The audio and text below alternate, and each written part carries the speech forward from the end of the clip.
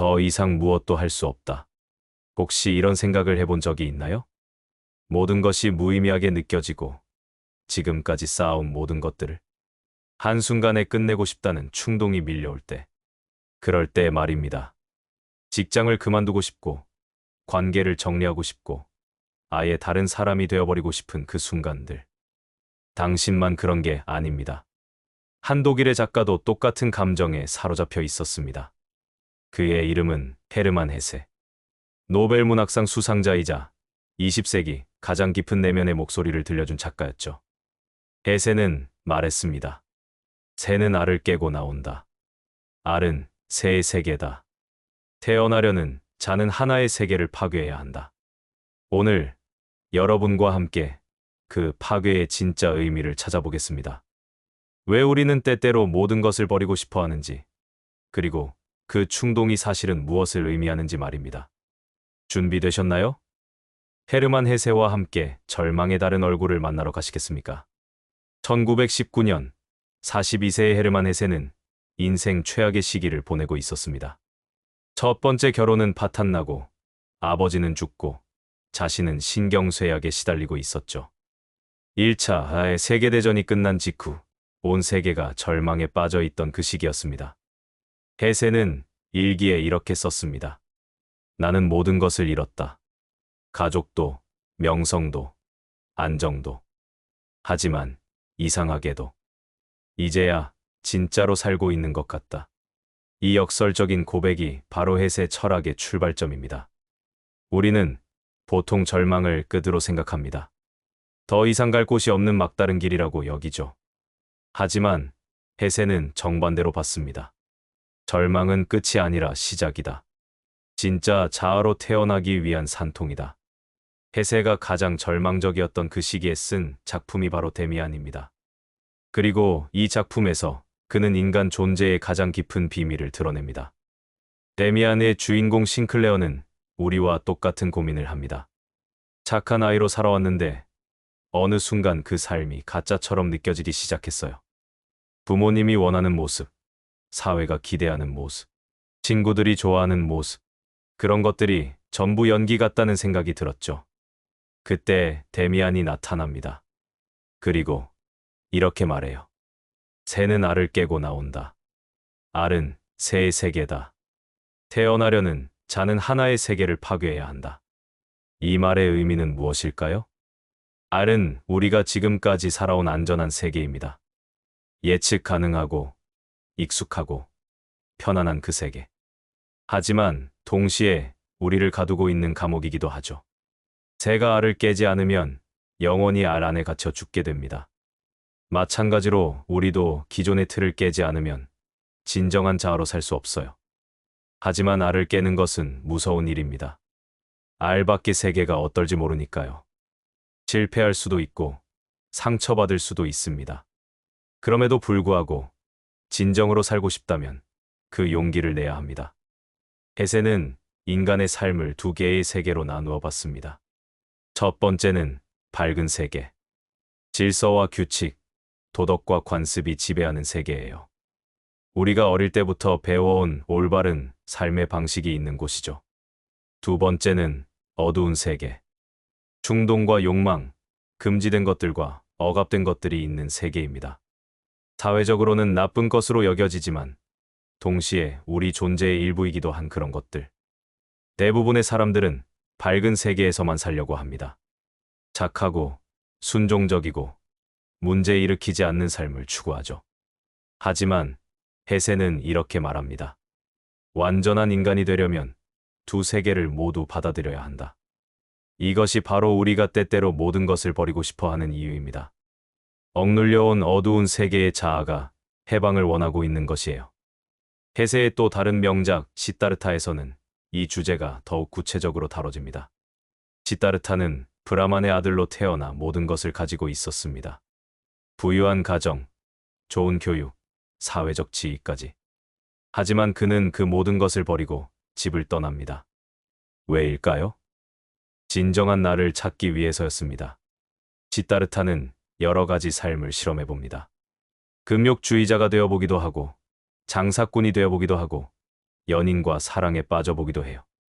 하지만 어떤 삶도 그를 완전히 만족시키지 못했습니다. 그럴 때마다 그는 다시 모든 것을 버리고 새로운 길을 찾아 나섰죠. 많은 사람들이 시다르타의 이런 행동을 우유부단함이나 무책임함으로 봅니다. 하지만 헤세는 다르게 해석했어요.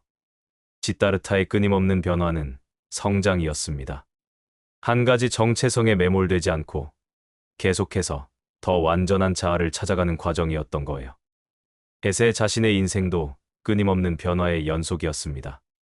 목사의 아들로 태어나 경건한 삶을 살다가 시인이 되었고 다시 소설가가 되었어요. 독일에서 살다가 스위스로 이주했고 여러 번 결혼과 이혼을 반복했습니다. 매번 변화의 순간마다 그는 깊은 절망을 경험했어요. 기존의 삶을 버린다는 것은 그만큼 고통스러운 일이었으니까요. 하지만 헤세는 그 절망 속에서 소중한 것을 발견했습니다. 절망은 우리에게 거짓을 버리고 진실을 택하라고 재촉하는 내면의 목소리다. 우리가 절망하는 순간은 언제일까요? 지금 사는 삶이 진짜 자신의 삶이 아니라고 느낄 때입니다. 다른 사람의 기대에 맞춰 살고 있다고 느낄 때, 자신을 속이고 있다고 느낄 때, 진정한 꿈과 현실 사이의 괴리가 너무 클 때, 그런 순간의 절망은 사실 우리 내면의 진정한 자아가 보내는 신호입니다. 이대로 살면 안 된다. 변해야 한다는 간절한 외침이에요. 헤세는 이런 과정을 파괴적 창조라고 불렀습니다. 새로운 것을 창조하려면 먼저 기존의 것을 파괴해야 한다는 뜻이에요. 하지만 이때의 파괴는 단순한 파괴가 아닙니다. 더 나은 것을 위한, 더 진실한 것을 위한 파괴죠. 마치 봄이 오기 전에 겨울이 모든 것을 얼려 죽이는 것과 같습니다. 죽음처럼 보이지만 사실은 새로운 생명을 위한 준비 과정이에요. 우리 삶에서도 마찬가지입니다. 때로는 기존의 직업을 버려야 할 때가 있고, 기존의 관계를 정리해야 할 때가 있고, 기존의 신념을 재검토해야 할 때가 있습니다. 그런 순간들이 바로 헤세가 말한 알을 깨는 순간들이에요. 데미안에서 헤세는 아브락사스라는 신을 소개합니다. 아브락사스는 선과 악, 빛과 어둠, 창조와 파괴를 모두 아우르는 신이에요. 일반적인 신들이 선한 면만 강조하는 것과 달리 아브락사스는 인간의 모든 면을 포용합니다. 헤세가 아브락사스를 통해 말하고 싶었던 것은 무엇일까요? 우리는 자신의 완전함을 추구할 때 보통 좋은 면만 강화하려고 합니다. 나쁜 면, 어두운 면, 부정적인 면은 없애거나 숨기려고 하죠. 하지만 헤세는 이것이 불완전한 접근이라고 봤어요. 진정한 완전함은 모든 면을 받아들이고 통합할 때 가능하다고 생각했습니다. 당신이 지금 버리고 싶어 하는 것들, 도망치고 싶어 하는 것들도 사실은 당신의 일부입니다. 그것들을 단순히 버리는 것이 아니라 어떻게 더 건설적인 방향으로 활용할 것인가를 고민해야 해요. 칼 융이 개성화라고 불렀던 과정이 바로 헤세가 평생 탐구했던 주제입니다. 개성화란 자신만의 독특한 개성을 실현해가는 평생에 걸친 과정을 의미해요. 다른 사람의 기대나 사회의 틀에 맞추는 것이 아니라 자신만의 고유한 방식으로 살아가는 것이죠. 이 과정에서는 반드시 위기의 순간들이 옵니다. 기존의 자아 정체성이 흔들리고 새로운 가능성들이 보이기 시작할 때 경험하는 혼란과 불안감이에요. 헤세는 이런 위기들을 피하지 않고 정면으로 마주했습니다. 그리고 그 경험들을 소설로 승화시켜 우리에게 전해준 거예요. 데미안, 시다르타, 황야의 일이, 유리알 유이 같은 작품들은 모두 이런 개성화 과정의 서로 다른 단계들을 다루고 있습니다. 시다르타의 마지막 부분에서 주인공은 강가에서 뱃사공이 됩니다. 왜 하필 뱃사공일까요?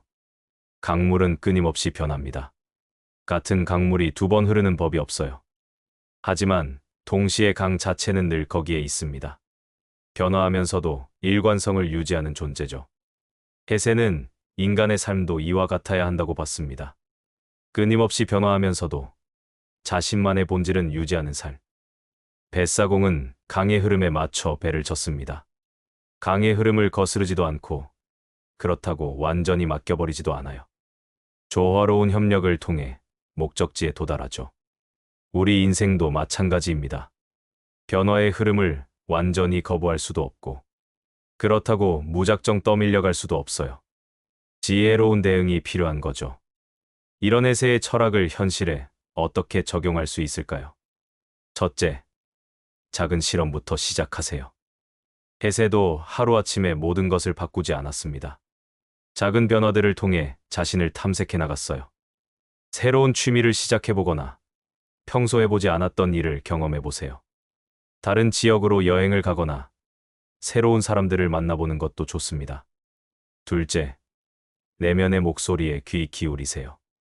우리는 너무 바쁘게 살다 보면 자신의 진짜 목소리를 놓치기 쉬워요. 하루에 10분이라도 조용히 혼자만의 시간을 가져보세요. 지금 내가 진짜 원하는 것은 무엇일까? 내가 정말 되고 싶은 모습은 어떤 것일까? 이런 질문들을 자신에게 해보는 거예요. 셋째, 실패를 두려워하지 마세요. 해세도 수많은 실패를 경험했습니다. 실패한 결혼들, 실패한 사업들, 실패한 관계들. 하지만 그는 그 실패들을 통해 더 많은 것을 배웠어요. 실패는 끝이 아니라 과정입니다. 더 나은 자신을 찾아가는 과정에서 필연적으로 겪게 되는 경험이에요. 넷째, 점진적인 변화를 택하세요. 모든 것을 한 번에 바꿀 필요는 없습니다. 오히려 그런 급격한 변화는 더 큰 혼란을 가져올 수 있어요. 하나씩, 천천히, 자신의 속도에 맞춰 변화해 나가세요. 해세도 평생에 걸쳐 조금씩 자신을 발견해 나갔습니다. 해세의 철학의 핵심은 통합입니다. 선과 악, 빛과 어둠, 이성과 감정, 개인과 사회. 이런 대립되는 것들을 어느 한쪽으로 치우치지 않고 조화롭게 통합하는 것이죠. 현실적으로 말하면 우리는 완전히 이기적일 수도 없고 완전히 이타적일 수도 없어요. 완전히 안정을 추구할 수도 없고 완전히 모험만 할 수도 없습니다. 지혜로운 삶은 이런 상반된 요소들 사이에서 균형을 찾는 것이에요. 때로는 과감하게 변화를 추구하고 때로는 신중하게 안정을 지키는 것. 때로는 자신을 위해 살고 때로는 다른 사람을 위해 헌신하는 것. 해세는 인생을 애벌레가 나비가 되는 과정에 비유하곤 했습니다. 애벌레는 번데기가 되는 과정에서 거의 완전히 해체됩니다. 기존의 조직들이 녹아내리고 완전히 새로운 구조로 재편성되죠. 이 과정은 애벌레 입장에서는 죽음과도 같습니다. 하지만 그 죽음을 통해 나비라는 전혀 새로운 존재로 태어나게 되어요. 우리가 경험하는 절망과 위기도 이와 같을 수 있습니다. 기존의 자아가 해체되는 고통스러운 과정이지만 그를 통해 더 아름답고 자유로운 존재로 거듭날 수 있는 기회이기도 한 거예요. 해세의 마지막 작품 유리알 유이에서는 자신만의 음악을 찾는 것의 중요성이 강조됩니다. 세상에는 수많은 정답들이 있습니다. 성공하는 법, 행복해지는 법, 올바르게 사는 법. 하지만 해세는 그런 일반적인 정답들을 맹신하지 말라고 경고해요. 중요한 것은 당신만의 고유한 리듬을 찾는 것입니다. 다른 사람에게는 맞을 수 있지만 당신에게는 맞지 않는 삶의 방식들이 있어요. 당신만의 음악을 연주하세요. 비록 그것이 다른 사람들에게는 이상하게 들릴 수도 있지만 그것이야말로 당신이 이 세상에 기여할 수 있는 고유한 선물입니다. 지금 이 순간 모든 것을 버리고 싶다는 생각이 드신다면 그것은 절망이 아닐지도 모릅니다. 오히려 당신 내면의 진정한 자아가 깨어나려는 신호일 수 있어요. 헤르만 헤세는 평생에 걸쳐 우리에게 이것을 가르쳐 주었습니다. 변화는 두려운 것이 아니라 아름다운 것이라고. 기존의 것을 버리는 것은 상실이 아니라 성장이라고. 물론 쉽지 않을 것입니다. 헤세 자신도 수많은 고통과 혼란을 겪어야 했으니까요. 하지만 그 과정을 통해 그는 인류에게 영원히 남을 작품들을 남겼습니다. 당신도 마찬가지입니다. 지금의 위기와 절망이 훗날에는 가장 소중한 성장의 기회였다고 회상하게 될지도 몰라요. 해세의 말로 마무리하겠습니다. 모든 사람은 자기 자신에게 이르는 길을 시도해야 한다. 그 길이 어디로 향하든 상관없다. 당신의 길은 무엇인가요? 지금 이 순간, 당신의 마음이 가리키는 방향은 어디인가요? 두려워하지 마세요. 그 길의 끝에서 진정한 당신이 기다리고 있을 테니까요. 오늘 이야기가 당신에게 작은 깨달음이라도 전할 수 있었기를 바랍니다. 이처럼 깊은 심리적, 철학적 통찰을 통해 당신의 삶을 변화시키는 이야기는 계속될 것입니다.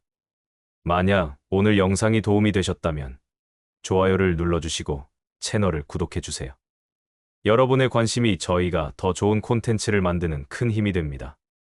또한 이 영상에 대한 여러분의 생각을 댓글로 남겨주시면 저희에게 큰 영감과 소중한 의견이 될 것입니다. 다음 영상에서 다시 만나겠습니다. 감사합니다.